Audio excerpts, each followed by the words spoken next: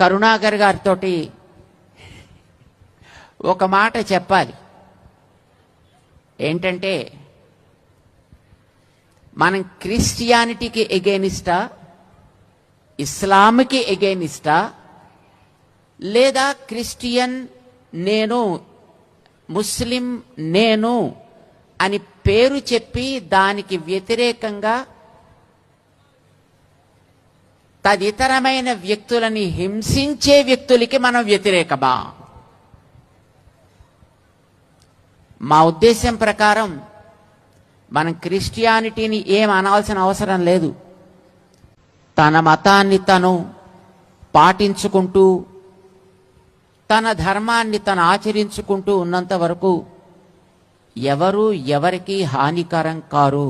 ఎవరి మతాలకి సంబంధించినటువంటి చరిత్ర వారికి ఉంటుంది.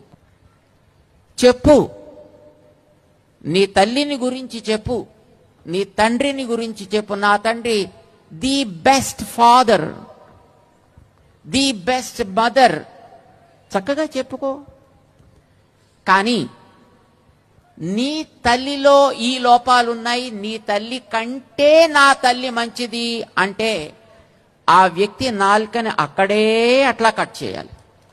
ఒక విశ్వాసం వారిది కనుక నీ విశ్వాసంలో నువ్వు ఉండవయ్యా, హాయిగా బతుకు. నీ పని నువ్వు చేసుకో, నా పని నేను చేస్తా.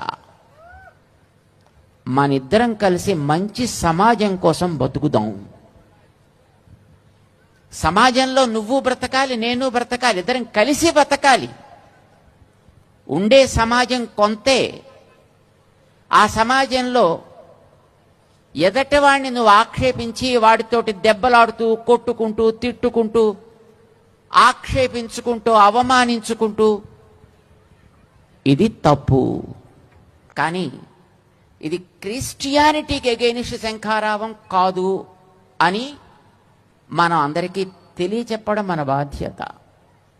చాలామంది క్రిస్టియన్స్ చూసాం.